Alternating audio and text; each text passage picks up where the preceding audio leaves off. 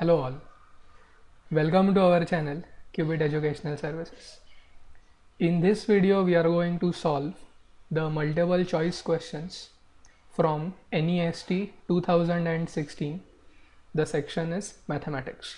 Okay, so we will start with our first question. This was the fourth section in the paper, so the first question is 4.1. It is based on matrices. Let A be a 3 by 2 matrix. So note that it is not a square matrix with real entries. Let H be the matrix A into the inverse of A transposed into A transposed, where A transposed is the transpose of A, and let I be the identity matrix of the order 3 by 3. Then H squared is equal to I, H squared is equal to minus I, H squared equals H, or H squared equals negative H. So these are the four options with us. This problem is based on the properties of matrix multiplication. So what we will first do is we will write down everything that we have. Okay, we have matrix A whose order is 3 by 2. We also have its transpose. So the order of the transposed matrix will be 2 by 3. Yes. Now look at this matrix here. A transposed is the prefactor and A is the post factor. Okay. So if we apply the properties of matrix multiplication, then the matrix A transposed into A will have as many rows as that of A transposed,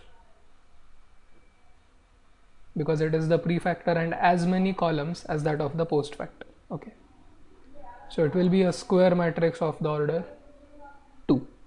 Okay, and then because the matrix multiplication is associative, A into B into C will be AB into C. So what I have then done is I have considered this matrix, okay, and then I have pre-multiplied the next matrix by A.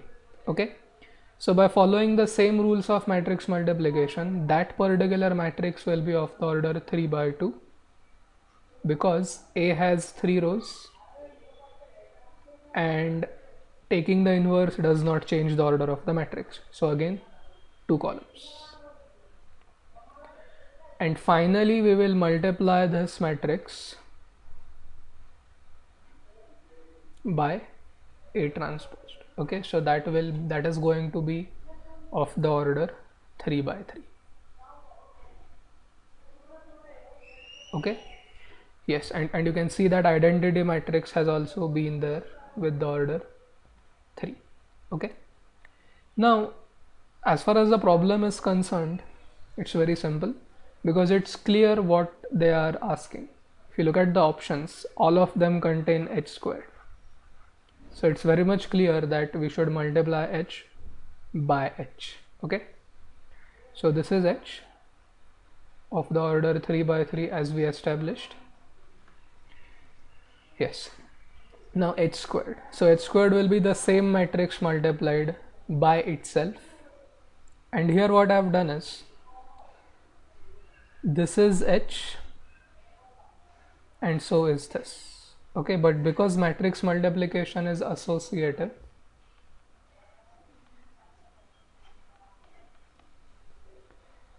what we can do is we can combine A transposed and A. Okay, yes, so if you treat this as one matrix, and we have already established that it is going to be a square matrix of the order 2, previously we have got its square, isn't it? Here, let me use red color for that. Okay, A transposed into A inverse into A transposed into A.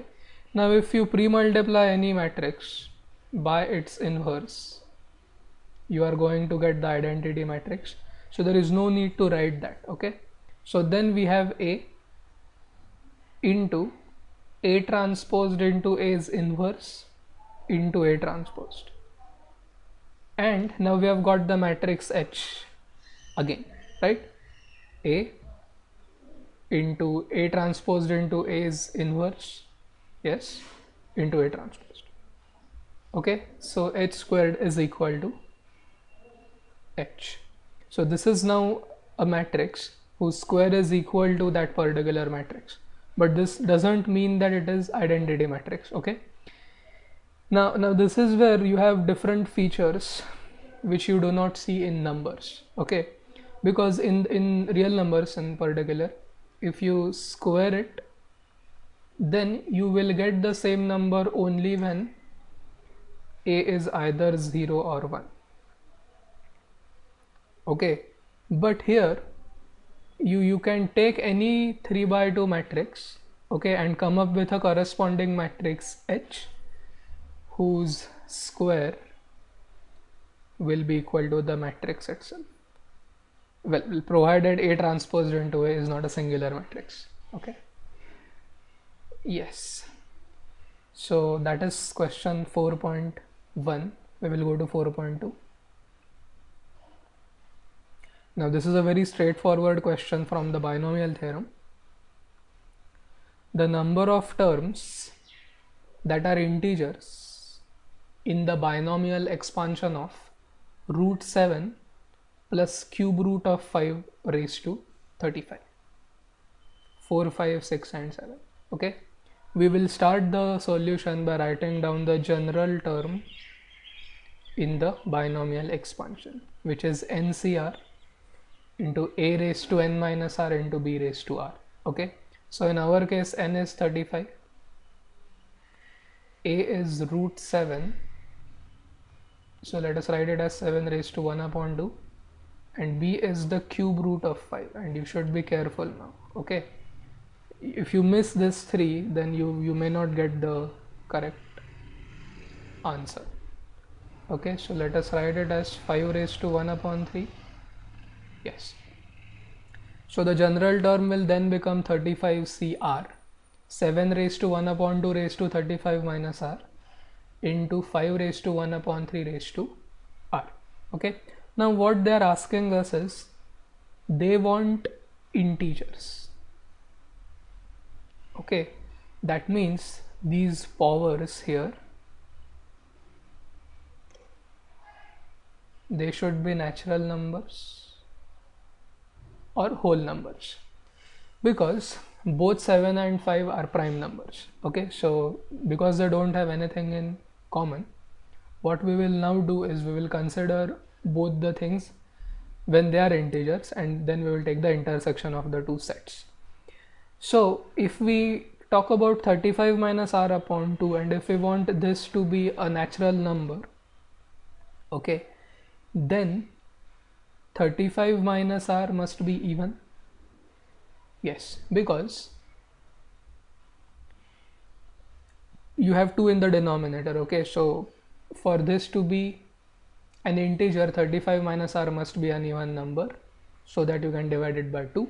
So r is odd. Yes, because subtraction of any odd number from 35 will lead to an even number. Okay, so that is one condition, that r should be odd. But if you go to the second term here, even there you want r to be, well, r to satisfy some characteristics, and in this time that characteristic is, it should not be even, it may be even, but more importantly it should be divisible by 3. Okay,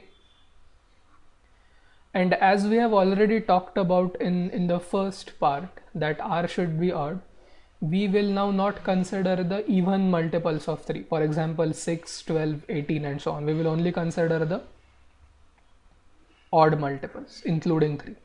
Okay, now from the study of the binomial theorem, you also know that r always lies between 0 and n. Okay, so the least value that r can take is 0, and the maximum value that r can take is n. Okay, so you have to now make sure that your r does not exceed 35, but at the same time it is even, well sorry, it is odd and divisible by 3. Okay, so taking the intersection of these two sets, keeping in mind the bounds on R, you will get 6 different terms corresponding to n equal to 0 to 5. Okay, 2n plus 1 will then be 1, then 3, so on till I think 11. Yes, 11, and 11 into 3 will be 33. Now if you go to the next one, that is 6, then it will give you 39, right? 6 into 2 12, 12 plus 1 13, 13 into 3 39, but 39 is actually greater than 35. So how many terms? 6 terms. Yes. Okay, so in this particular sum there are two things which play a vital role in deciding the answer. First is the power of 7 should be an even number, which then led to the conclusion that R is odd. Okay, and then the second thing is the power of 5. Okay, now for this to be an integer, R should be divisible by 3. So instead of taking the intersection of these two sets, what we did is we just made a list of R as an odd number set. Okay, and then we just considered those numbers which were divisible by 3, or which we could write as multiples of 3, which is 3 into 2n plus 1 in its most general form. And then we made sure that we don't exceed our range. Okay, that is R does not become greater than 35. So you will get those odd R's in the range 0 to n which are divisible by 3, which are 3 into 1, so 3, then 9, then 15, then 21, then 27, and then 33. Okay, so these are the numbers which possess both the characteristics. They are odd and they are divisible by 3. Okay, and more importantly, they are in the range 0 to 35. So 6, that is option C. Okay, so that is 4.2. Now there is no need to worry about NCR, because NCR is always an integer, okay, or a natural number. So option C, 4.2. Let's go to 4.3. 4.3 is another easy question based on the properties of definite integrals, okay, and allied angles.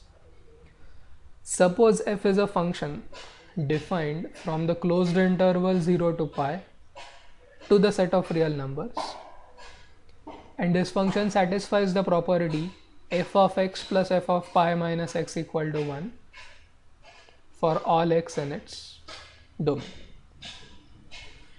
Then what's the value of the integral of f of x into sine x with respect to x, with limits on x being 0 and pi? 1 by 4, 1 by 2, 3 by 4, 1. Now a very simple question based on the property that integral a to b f of x dx is actually equal to integral a to b f of a plus b minus x dx, provided the integral is convergent. Okay, so if you use that property here, then this is the integrand. You have to replace x by pi minus x now. Okay, f of pi minus x into sine of pi minus x, but using the allied angles formula, sine of pi minus x is sine x, you know that. Okay, so our integral is now 0 to pi f of pi minus x into sine x dx, and now it's time to make use of this property.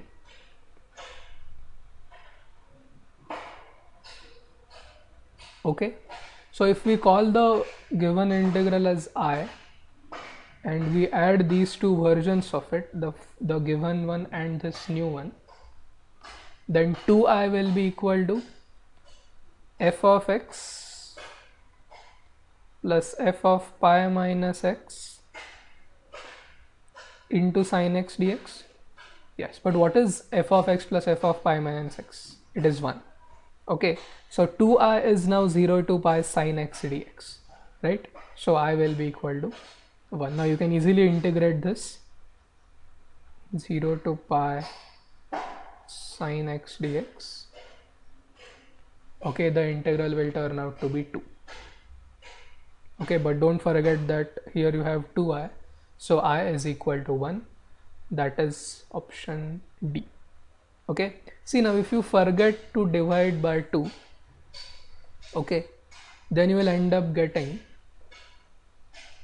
then you will end up marking the incorrect option. Okay, so please be careful in selecting the correct option. In this case it is D. Okay, 4.3. Let's go to 4.4. Now even 4.4 is very simple.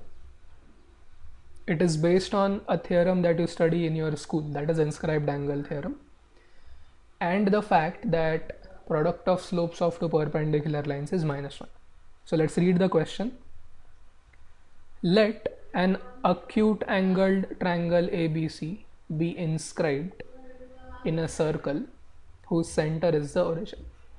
So that circle is now the circumcircle of our triangle ABC. Now the coordinates of B are 3, 4. The coordinates of C are -4, 3. Then angle BAC is pi by 5, pi by 4, pi by 3 and pi by 2. Now what I have done is I have drawn the figure. These are our x and y axis. This is the center of the circumcircle in which the triangle is inscribed, and the pink lines that you see are the radii of the circle. Okay, O2B and O2C, and B is in the first quadrant, 3, 4. C is in the second quadrant, -4, 3. Yes. Now the point A will be somewhere on the circumference of the circle. Okay, you know that. Now if I were to consider the measure of the arc COB, okay, then what should my conclusion be? Okay, see, it's not very difficult to see that you can actually find the measure of this particular central angle of the arc BC. Okay, and to do that, as I mentioned earlier, let's use the slope property. Okay, so what is the slope of OC? y2 minus y1 upon x2 minus x1, so 3 upon -4. Yes, what is the slope of OB? Again y2 minus y1 upon x2 minus x1, so 4 by 3. Yes, see, because the second point is origin. Okay, so 4 by 3 into 3 upon -4 is -1, which means OB is perpendicular to OC. Okay, now if that is the case, that OB is perpendicular to OC, then this angle will be a right angle. Yes. Now by the inscribed angle theorem, angle CAB is inscribed in the arc CB, so its measure will be half of the measure of the arc, and the measure of the central angle of the arc is 90. So the measure of the angle CAB is 45 degrees by the inscribed angle theorem. So it is option B. Okay, now you may ask, why should we show the point A in this section of the circumference and not the other? See, if you don't do that, then triangle ABC no longer remains an acute angle. Okay, if you pick your point A, let me use orange color now. If you pick your point A in this part of the circumference of the circle, then you will not get an acute angle, you will get an obtuse angle. But as per the problem, the triangle is acute angle.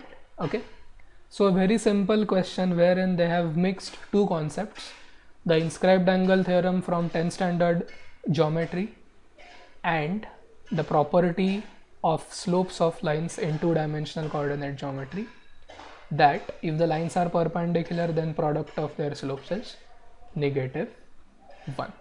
So that was question 4.4. Next is 4.5. Let positive real numbers x and y be such that 3x plus 4y equal to 14. Now it is important to note that positive real numbers mean x greater than 0, y greater than 0. Okay. The maximum value of x cube into y raised to 4 is 4, 128, 216 and 432. Okay. Now whenever you see the words maximum or minimum value, then it should come to you that this problem or those problems are going to be optimization problems. Okay. Now, although this is an optimization problem, if you consider the function that we have, that is x cube y raised to 4, it is a two variable function. Okay. And if you totally ignore this 3x plus 4y equal to 14, then you can actually increase the values of or magnitudes of x and y, and then you can say that there is no maximum value because the limit of this as x and y tend to infinity is infinity. Okay, so you can get as large a value as you want. Okay, however, this particular condition or constraint, that 3x plus 4y is equal to 14, will not exceed or will not allow the value of the function f of x comma y to exceed a certain point. Okay, so such optimization problems are called as constrained optimization problems. Okay, constrained means some things don't let our function either go to positive infinity or go to negative infinity. Okay, now even in the chapter on linear programming you have studied constraint optimization, right? But there the objective function was linear, but here the objective function is non-linear. Okay, it is x cube into y raised to 4. But anyways, because we have only one constraint, and of course we do have non-negativity constraints, should say positivity constraints now, because x and y are positive. But nonetheless, this is a simpler case of a more general optimization problem where you have more than one constraint. Okay, yes, but anyways, we'll come back to that later, maybe in your some mathematics course in your first year of NICER. But anyways, okay, so this is the constraint 3x plus 4y equal to 14, and we need to maximize z, which is x cube y raised to 4, under the constraint or subject to constraint 3x plus 4y equal to 14. Now because this is an equation, what we can do is we will convert it into a single function by getting y in terms of x or x in terms of y. But what I have done here is I have got y in terms of x. Okay, so y will be 14 minus 3x upon 4, and then you put it here, okay, in the place of y. Okay, so z, the function to be maximized, will be x raised to 3 into 14 minus 3x upon 4 raised to 4. Okay, now apply the first derivative test, take the derivative, equate it to 0. Okay, keep this term as it is and apply the product rule. Derivative of the first function, second function as it is, plus first function as it is into derivative of the second function. Don't forget to multiply it by minus 3. Okay, chain rule. By the first derivative test, this should be 0 because our function is differentiable. Yes. Now if you solve this, okay, by taking 3x squared common, let me use red color now. You can take 3x squared common and 14 minus 3x raised to 3 common. Okay, so what remains in the first term is simply 14 minus 3x. Okay, and having taken 3x squared and 14 minus 3x cubed common, what remains is 4 and x with this negative sign. Okay, so 14 minus 3x minus 4x equal to 0. Now the thing is, you have three terms and their product is 0. Okay, so x can either be 0 by considering the first one, or x can be equal to 14 upon 3 by considering the second, or x can be equal to 2 by considering the third one. Okay, now because none of the options is fractional, okay, you can safely ignore 14 by 3. Okay, so what you can actually consider is the value of x, which is 2. Okay, and if you do that, well, now there is no need to go for the second derivative test. Okay, because the options are not fractional, you have got your value of y. Okay, what is it? Just put x equal to 2 in this particular expression. So y will be 14 minus 6, that is 8, 8 upon 4, 2. Okay, so x and y both are 2. Yes, so what will be the maximum value of x cube y raised to 4? That will be 2 raised to 3 into 2 raised to 4, or 7th power of 2, that is 128. Now you need to be a bit more careful because all you have here in the options is powers of 2. Okay, particularly 128 and yeah, well, okay, we have only one power. Okay, although 4 is another power of 2, it's not very close to 128. Yes, so the correct option is B. I thought option C is 256, but anyways. Okay, so 4.5, option B. Now I have rejected x equal to 14 by 3 because none of the options is fractional. However, a more convincing explanation is this. If you look at y, okay, and if you substitute x equal to 14 by 3 there as x, okay, then y's numerator will be 0. 14 minus 3 into 14 by 3 upon 4. Okay, now because the numerator is 0 of y itself will be 0. So no matter how large your x is, the maximum value of x cube y raised to 4 is going to be 0. And because we don't want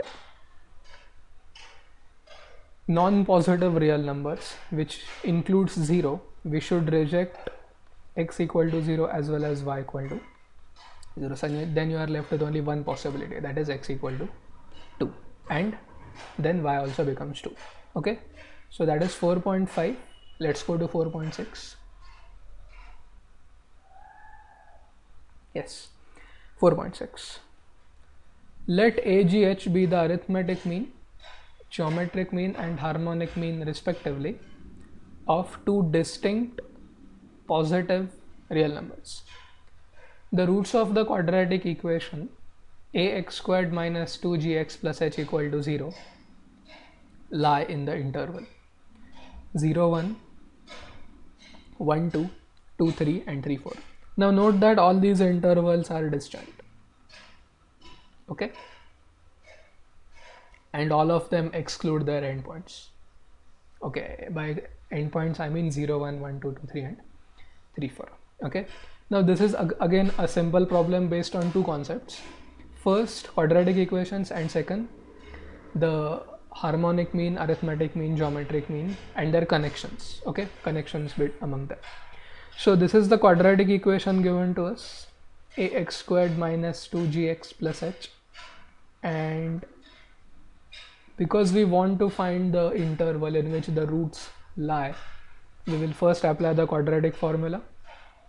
Yes, minus b plus or minus root of b squared, so 4g squared, minus 4ac, so minus 4h upon 2a, so 2 into arithmetic mean. Okay, see now if the roots are distinct, sorry, not the roots, if the arithmetic, geometric and harmonic mean that they are giving us are of two distinct positive real numbers, then we can be sure that g squared is equal to ah, which means the discriminant of this quadratic equation is 0 Yes, because you have that term here. If you take 4 common, then you will get g squared minus h, which is 0. So what will the roots be? 2 into g upon 2 into a. Yes, it means the roots are real and repeated. So there is only one root, which means this particular left hand side is a perfect square, or it can be factorized into two factors which are identical. Okay, and what are the roots now? G upon a. Now by the arithmetic mean geometric mean inequality, we always have arithmetic mean greater than or equal to geometric mean greater than or equal to harmonic mean. But because the numbers here are distinct, okay, we have the inequality. That means geometric mean is going to be smaller than the arithmetic mean. So g upon a will be less than 1. But don't forget that because the numbers are positive, their arithmetic and geometric means will be positive. So the lower limit on them will be 0. Okay. So option A. 4.6, option A. 4.7. The number of real solutions of e to the power x equal to 1 plus sine x is 0, 1, 2, not finite. Okay. Now when you solve such problems, quite often you might have used the Lagrange's mean value theorem. Okay, I'm sure. Second thing, when we look for real solutions or the number of real solutions of non-algebraic equations like or transcendental equations, we never bother to look for solutions which may be there for values of x which are negative. Okay, we always go for positive x. That is our usual tendency, okay, to do that. But in this problem we are actually not going to apply LMVT, and we are going to consider the negative roots of, or negative values I should say, of x. Okay, and here is the reason. If you write down the given equation, by observation you will immediately come up with one solution or one root. Okay, and that is x equal to 0. Sine 0 is 0, so RHS will be 1. E to the power 0 is 1, so LHS equals RHS, so that is one root. So option A is not right, because we have found out one root by inspection. Okay, and now comes the main part. Okay, and that is this. If you go to the function, okay, I think it should be e to the power x, yeah, okay. If you take the limit of the function e to the power x as x tends to minus infinity, then that is 0, you know that. Okay, if I were to sketch the function on our xy plane, let me now use yellow color, then it's going to be something like this. Okay, y equal to e to the power x, and at this point you will have, well, this point has coordinates 0, 1, as we have already noted. Now we don't have the function sine x, we have 1 plus sine x. Let me use pink color for that. Now this function 1 plus sine x is always going to be between 0 and 2, because sine x lies between minus 1 and 1, correct? Now the point is, if you consider the portion of the graph of 1 plus sine x, okay, to the left of y-axis, okay, then all of you must agree that it will be between the lines y equal to 0 and y equal to 2, somewhere here. Okay, we are not interested in these solutions in the first quadrant, if at all there are any, but what we are more interested in the solutions here, okay, in the second quadrant. Okay, now if you consider all those solutions of the equation sin x equal to minus 1, the general solution is 3 pi by 2 plus 2n pi, where n is any integer. Okay, now we are interested in the negative solutions. Okay, so let this be 3 pi by 2 minus 2 pi or minus pi by 2 somewhere here, and then let's say here we have got minus pi by 2 minus 2 pi and so on. Okay, now what you will see is every time the function drops there, it has to cross the graph of the function y equal to e to the power x. Okay, so it will be something like this. Okay, again here, and you can now see that because this is a periodic function, okay, and the graph of the function y equal to e to the power x is never going to intersect the x-axis because x-axis is its asymptote. Okay, you can just continue this diagram indefinitely as you go to the negative x-axis, along negative x-axis towards minus infinity. Okay, so if you just consider the third one somewhere here, minus pi by 2 minus 4 pi, okay, again you will find that the graph of the graphs of the functions e to the power x and 1 plus sin x intersect each other. Okay, so here itself you can see that we have got 5 solutions. Well, one is there, second, third and fourth. Okay, now see, even at minus pi by 2 minus 2 pi you should have stopped because after 2 the only option is not finite. Okay, yes, so every time the graph meets the x-axis, the graph of the function y equal to 1 plus sin x, in the second quadrant it ensures 2 solutions, right? Yes, so 4.7 option D, the number of solutions is not finite. Okay, now if you spend time in applying the LMVT, that's fine, okay, because you are familiar with solving such problems with LMVT. Or if you consider only the interval of x, where x is, I should say, non-negative, that is fine. Okay, it depends on how you approach the problem. Okay, it occurred to me that if you consider the negative part of the x-axis and take a look at the behavior of the solutions or the behavior of the functions there, it actually helps, or it actually is the correct way to approach this particular problem. So that is 4.7. Let's go to 4.8. Yeah, 4.8 probability problem. In an office, 30% of the employees have scooters and 25% have cars. Among those who have scooters, 90% do not have cars. The probability that an employee has a car given that he does not have a scooter is, okay, so a conditional probability problem. The probabilities are 11 upon 35, 33 upon 100, 11 upon 50 and 9 upon 10. Alright, now first what I did is I wrote down all the probabilities that are there in the problem. Probability that a randomly picked employee has a scooter is 0.3. Probability that a randomly picked employee has a car is 0.25. Okay, so convert the percentages into probabilities. Okay, now among those who have scooters, 90% do not have cars. Now how does it translate to the probability? The probability that a person does not own a car provided he owns a scooter is 0.9. Okay, this is important.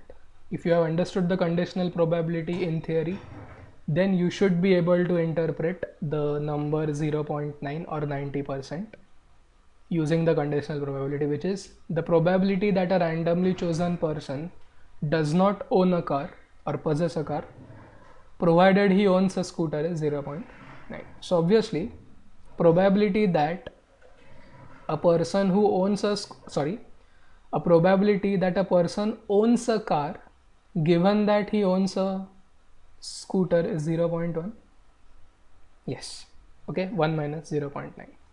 Now what we want is the probability that an employee has a car under the condition that he or she does not own a scooter. Okay, now the best way to solve such problems is to always assume the total number of or the size of the sample space, in this case the total number of employees of that company. So I have started with 100 employees. Okay, 30% have scooters. Yes, 30 people have scooters. 25 persons have cars. 25 cars. Yes. Now because they are saying that among those who have scooters, 90% do not have cars. Okay, so 90% of 30 is 27. So 27 people have only scooter. So 3 possess both or own both scooters and cars. Now this part has been counted twice, in the people who own scooter and in the people who own cars. Okay, so the number of persons who own only car is 22 and the number of people who own only scooter is 27. Okay, now let's go to the required probability. Probability that a person owns a car but does not own a scooter, or given that he does not own a scooter. Okay, see, now we are basically looking for those people. We are now going to reduce our sample size. We will consider our new sample space as the set of people who do not own a scooter, no scooter. Okay, so how many people will be there? 70. Yes, because 30% of the employees own the scooter, so 70% do not own this scooter. Okay, so no scooter is 70. Yes. Now out of these 70 people, how many own a car? See, it's not 25. Okay, because in this 25 you already have counted people who own scooter and car, but we are not considering people who own a scooter. Okay, yes, so we need to subtract that number. So the required probability that a person owns a car provided or given that he does not own a scooter is 22 number of favorable outcomes upon 70 total number of outcomes. And because this is a conditional probability problem, our sample space has got reduced from 100 to 70. Okay, yes, so required probability is 22 upon 70, or simplify it, 11 upon 35. That is option A.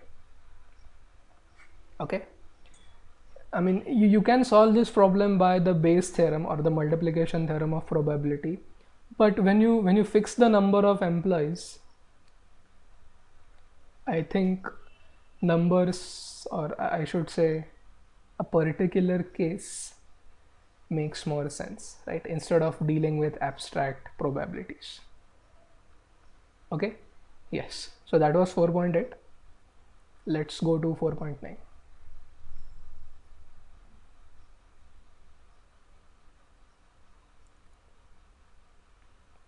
Yes, 4.9 is based on continuity and differentiability.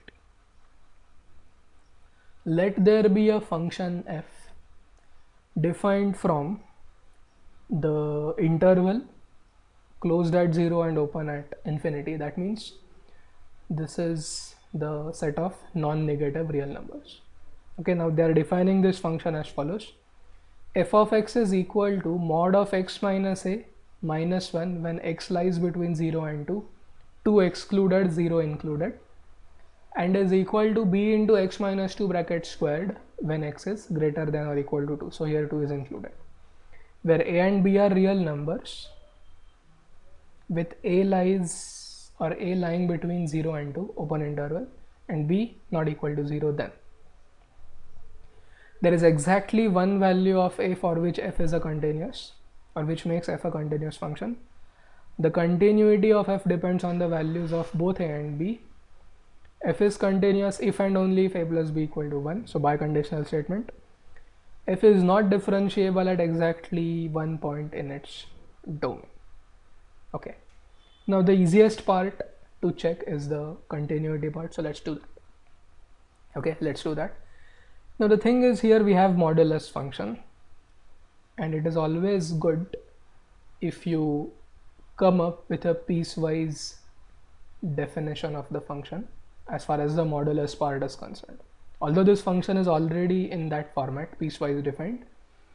Let's do it for mod. Okay, now see, it is given that a lies in the interval 0 and 2.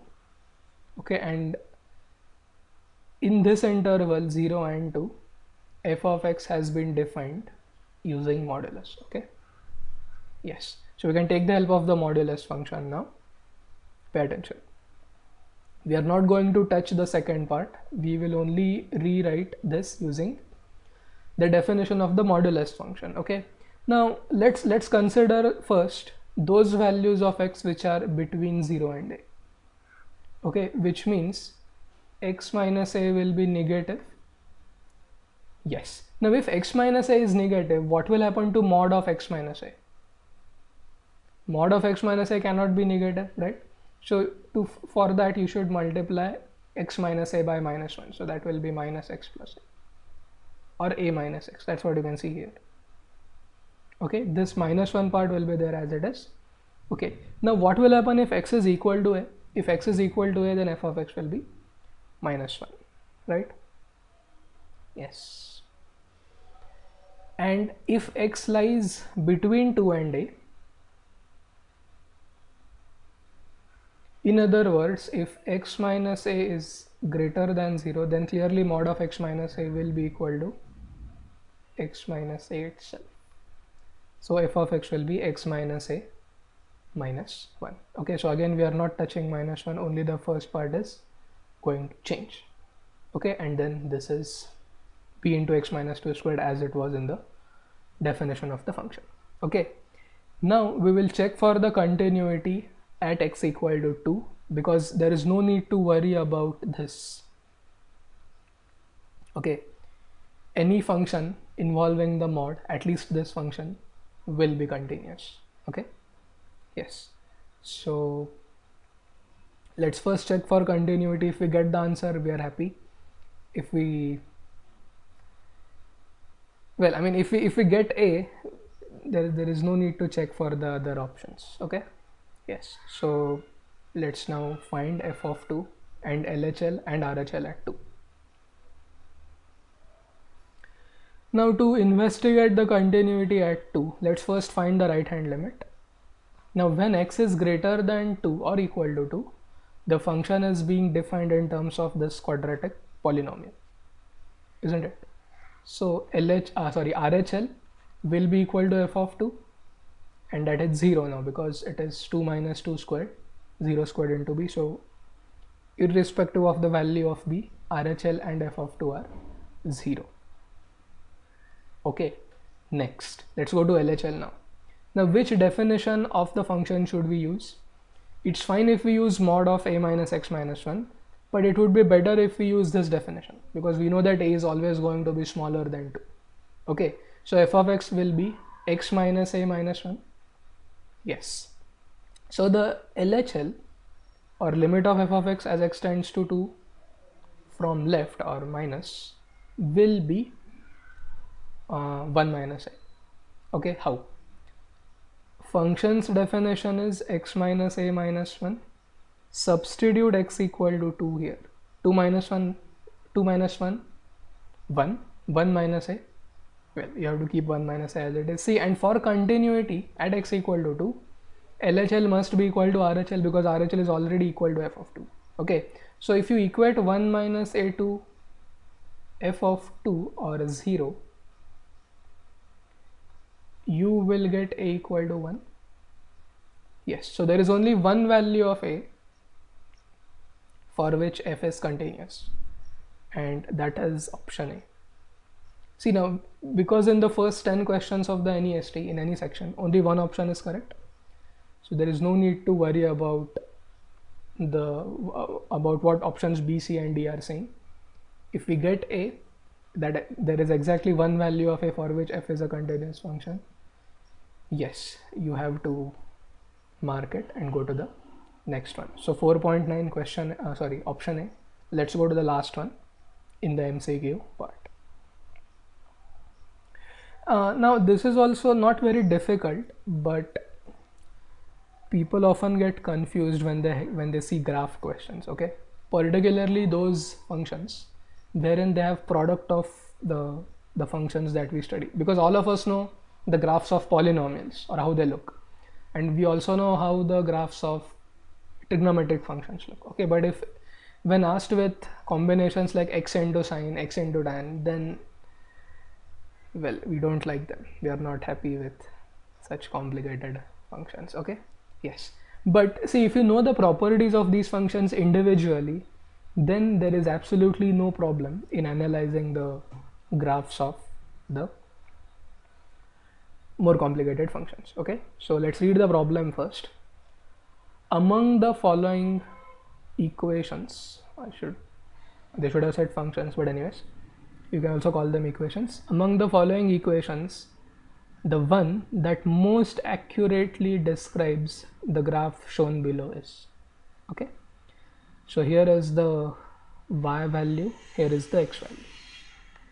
Okay, yes, and options are y equal to x into sine of pi upon x, option B y equal to x into cos of pi upon x, option C y equal to 1 upon x into sine of pi x, and option D y equal to 1 upon x into cos of pi x. Okay, and they have restricted x to 0 and 1. Now what you should do is you should look for the endpoints of the interval, that is what is happening to the graph of the function, the unknown function, in the vicinity of 1, that is you should take the left hand limit, and what is happening to the graph of the function at 0, that means you should take the right hand limit. Okay, now you can clearly see that the right hand limit of the function, okay, in fact they have given the graph of the function even to the right of 1. Okay, so what I want is I want you to focus on this particular section. Okay, clearly it is not equal to 0. Yes, that means when x is equal to 1, y is not equal to 0, because the graph is not intersecting the x-axis at all, which means anything that has sine in it should be rejected, because it doesn't matter whether you have pi upon x or pi into x. If x is 1, it will be pi upon x as well as pi x. Okay, and then what will happen to sine of pi upon x as well as sine pi x when x is 1? Both of them will go to 0 or will be equal to 0. Yes, at x equal to 1. Yeah, and because x is not equal to 0, if you multiply it by x or divide it by x, right, yeah, it's not going to make any difference as far as the value of the function is concerned, or I should say values of these two functions are concerned. They will be 0. Okay, but is that what you see from the graph? No. So that clearly rules out options A and C, because at x equal to 1, y is 0, which you don't observe in the functions graph. Okay, so then it boils down to B and D. Okay, now if you go to both B and D, you will see -1, cos pi is -1 and x is 1. So then, having dealt with the right endpoint, or I should say this particular endpoint of the interval, let's now go to the left endpoint, or 0. Okay, now remember that 0, or the limit that we should take is the right hand limit, because the domain of the function is not allowing us to take non-positive values. Okay, now consider the numerator, okay, of option D. Okay, I'm considering option D because it has x in the denominator. Now if x approaches 0 from either direction, cos of pi x will approach 1. Yes. See, don't say that it will approach -1. Okay, because x is now not approaching 0, 1, x is approaching 0. So cos of 0 is 1. And what happens to 1 upon x? What happens to 1 upon x as x takes values which are positive? but very close to 0. You guessed it right. It will tend to infinity. It means if you are taking the limit of product of these two functions as x tends to 0 from right, it is no longer a finite number. It will be infinity. Okay, see, now please carefully understand the arguments that we are making to arrive at this particular conclusion. As I said in the beginning of the problem, if you know the properties of these functions individually, the algebraic and the trigonometric, analyzing the graph is not a big deal or should not be a big problem. Okay, so what I'm saying is, if x tends to 0 from right, cos of pi x, or in general cos of ax, will tend to 1. Yes, so numerator will be very close to 1. But what will happen to the denominator? See, the denominator will approach 0, but denominator is positive. So if you consider its reciprocal, that is, if you consider 1 upon x, these values will be large and large and large and large and so on. Okay, closer you go to 0 from right, larger will be the value of 1 upon x. So in the limiting case, it will be infinity. Yes, which means the limit of our function in option D, that is cos of pi x upon x, as x tends to 0 from right, is definitely not equal to 0. Okay, but what do you see in the graph? In the graph you see something different. Okay, you see that this gap between two local maxima, this gap shrinks, but more importantly, the graph seems to be bounded or fixed